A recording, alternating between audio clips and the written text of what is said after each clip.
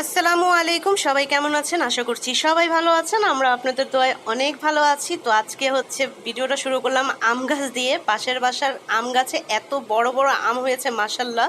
দেখে মনটা অনেক ভালো লাগছে, শান্তি লাগছে। আসলে গাছের ফল দেখতে আমার খুবই ভালো লাগে। আমি গাছপ্রেমী, আপনারা সবাই জানেন।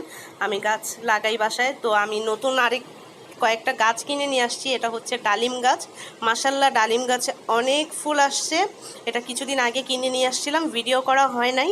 তো আজকে ভাবলাম আপনাদের জন্য ভিডিওটা করিয়ে নিই, কারণ এত ডালিমের ফুল আসছে, মাশাল্লাহ, মন একদম ভরে গেছে। আর একটা ডালিমও হয়েছে, তো আপনাদেরকে আমি দেখাচ্ছি। এই যে দেখেন ডালিমটা, মাশাল্লাহ মাশাল্লাহ মাশাল্লাহ। আপনারা সবাই মাশাল্লাহ বলবেন, কারণ নজর যেন না লাগে। কারণ গাছে ফল হলে ঠিক মতো থাকে না, বাতাসে পড়ে যায়। আমার বারান্দাটার মধ্যে অনেক বাতাসের কারণে পড়ে যায়।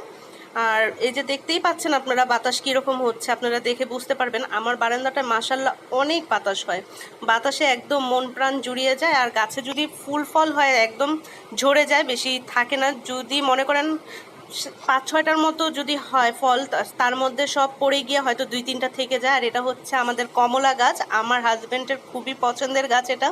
ও এই গাছটাকে খুবই যত্ন করে। আর এটা কোনো চারা কিনে নিয়ে আসা হয়নি, ও এটা বীজ বুনেছিল, বীজের থেকে হয়েছে।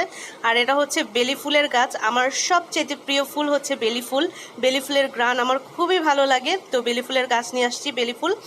আর এটা হচ্ছে লেমন গ্রাস, তো থাই পাতা যেটা বলা হয়, স্যুপে দেওয়া হয়, থাই স্যুপে। আর এটা তো আমার আম গাছ, আপনারা তো সবাই জানেন। এবার আমার আম গাছে আম হয় নাই। আর এর তো করলা গাছ হয়েছে, করলা গাছ বিচি দিয়েছিলাম। আর কতগুলো ধনিয়া পাতার গাছ বুনেছি। আর এটা হচ্ছে লেবুর বিচি দিয়েছিলাম, সেটা থেকে কয়েকটা গাছ হয়েছে, আর কয়েকটা বিচি আবার ফেললাম। আর এ হচ্ছে আমার পাখি।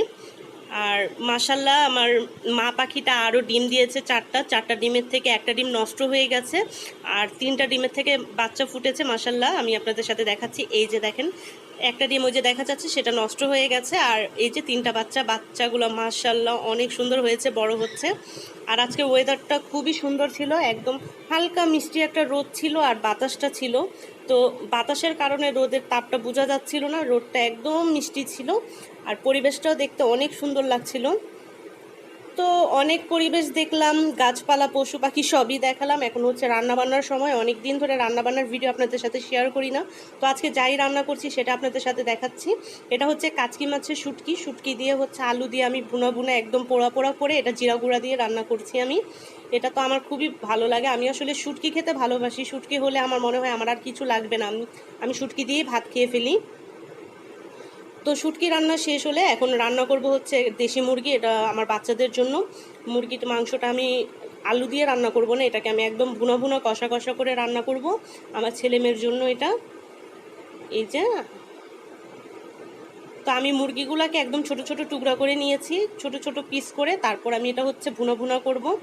আর আমি একটু তেল বেশি খাই, একটু মশলা বেশি খাই, এই জন্য আমি অনেক বকা খাই। আমার হাজব্যান্ড আমাকে বকা দেয়, আমার বাবা আমাকে বকা দেয়। আর আমার শাশুড়ি যখন বেঁচে ছিলেন, আমার শাশুড়ি তো আমাকে অনেক বকা দিত যে তুমি এত তেল পেঁয়াজ মশলা এত খাও কেন, একটু একটু করে কমাও, তোমার না তো শরীর অনেক খারাপ হবে, এই তেল মশলা খেলে স্বাস্থ্যের জন্য ভালো না। তো আমার শাশুড়ি আমাকে অনেক বোঝাতো এটার জন্য। তো আস্তে আস্তে এখন আগের থেকে অনেক কমিয়ে দিয়েছি। আর তেল খাওয়া তারপরেও আমার মনে হয় অনেক বেশি হয়ে যায়, এখন থেকে আরও কমিয়ে দেব। তো মুরগির মাংসটাও রান্না হয়ে গেছে। এখন হচ্ছে রান্না করব হচ্ছে বোয়াল মাছ, দেশি বোয়াল মাছ। এই বোয়াল মাছ রান্না করবো আমাদের জন্য, আমরা সবাই খাবো। আর মুরগি রান্না করেছি আমার বাচ্চাদের জন্য। বাচ্চারা তো আর মাছ শুটকি খেতে চায় না। আমার ছেলে হচ্ছে শুটকি তো ধরবেই না কোনো দিনও, আমার মেয়ে তারপরে একটু হলে খায়, কিন্তু আমার ছেলে খায়ই না শুটকি বলতে, ও কোনো কিছুই খায় না। আর মাছ যদি কোনো বড় মাছ রান্না করা হয়, যেমন বোয়াল মাছটা রান্না করেছি আজকে, এখান থেকে 1 পিস খাবে। তারপর চিংড়ি মাছ রান্না করলে সেটা খাবে। তারপর আপনার বড় যে রুই মাছ থাকে সেটা খায়, কিন্তু অন্য কোনো মাছ তাকে আর খাওয়ানোই যায় না।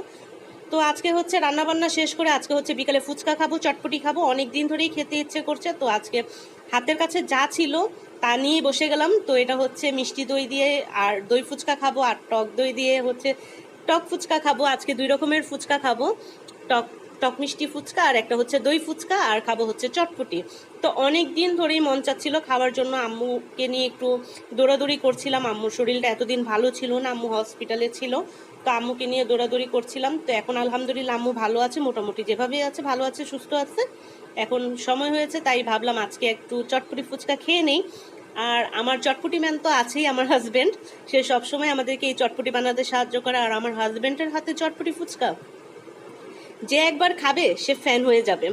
আমার হাজব্যান্ডের হাতে চটপটি ফুচকা দোকানের মামার চাইতে অনেক মজা, কোটি গুণ মজা।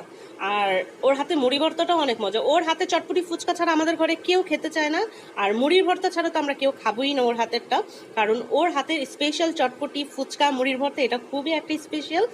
আর এ তো আমার বাবাকে দিয়ে আসলাম, আমার বাবাও খাচ্ছে, খেয়ে বলছে খুব মজা হচ্ছে। আর এই হচ্ছে আমার মেয়ে হচ্ছে টক দিয়ে খাচ্ছে একবার, দই দিয়ে খাচ্ছে একবার, ও যেভাবে যেটা ভালো লাগছে সেভাবেই খাচ্ছে। আসলে এইটুকুই আজকে আমাদের ভিডিও ছিল। আমি অল্প সময় আমি যতটুকু পেরেছি আমি ভিডিও করেছি। আমার ভিডিওটা ভালো লেগে থাকলে অবশ্যই চ্যানেলটিকে সাবস্ক্রাইব করবেন, একটি করে লাইক দিবেন, ভিডিওটা বেশি বেশি করে শেয়ার করবেন। সবাই ভালো থাকবেন, সুস্থ থাকবেন, আল্লাহ হাফেজ।